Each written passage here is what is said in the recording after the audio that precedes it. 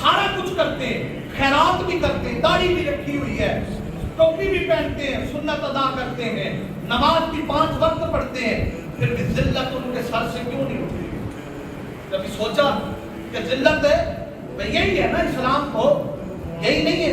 نماز پڑھے، روزہ رکھے، حج کرے، زکات دے، اللہ کے احکامات پر عمل کرے، اس کے باوجود یہ ساری ذلت کیوں ہے؟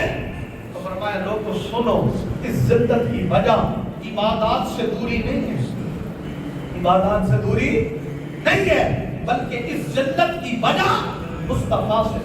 اگر آقا سے دوری نہ ہوئی، رشتہ سرکار سے پختہ ہوا، تو ہر عبادت نور بنے گی، علم نور بنے گا، ہر علم فائدہ دے گا، ہر عبادت فائدہ دے گی، ہر خیرات فائدہ دے گی، ہر سخاوت فائدہ دے گی۔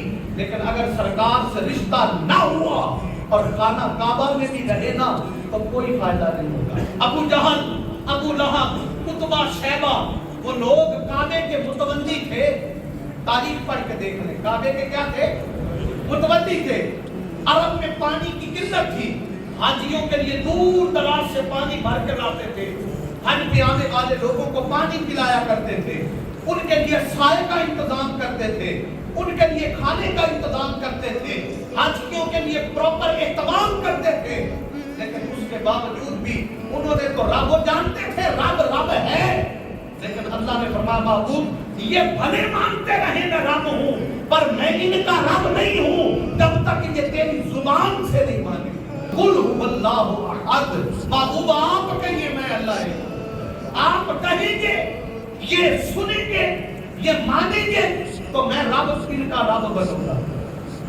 اللہ اکبر، میں ان کا رب بنوں گا۔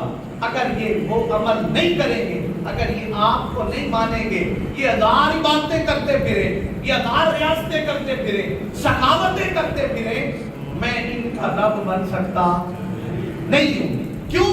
اس لیے کہ فرمایا لولا کلمہ خلقت الافلاک، محبوب اگر میں تجھے نہ بناتا نا تو کائنات کی کوئی شے نہ بناتا، کائنات کی کوئی شے نہ بناتا۔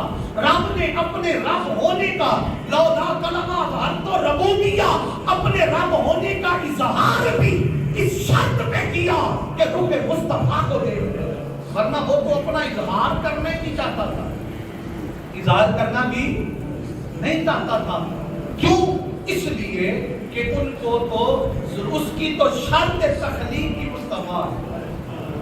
شاید آج تک ہم یہ مضمون سمجھ ہی نہیں سکے، ہمارے اندر یہ سمجھایا ہی نہیں گیا۔ اگر کسی نے سمجھانے کی کوشش کی ہے تو ہم نے اس کی طرف توجہ ہی نہیں دی، ہم نے دیکھنے کی توجہ ہی نہیں کی، ہم نے اسے کسی اور پھیرے میں ڈال کر جو ہے نا درگزر کر دیا ہے۔ ہم سارے مضمون سمجھتے ہیں پر یہ نہیں سمجھتے کہ تخلیق کائنات کی وجہ مصطفیٰ ہے۔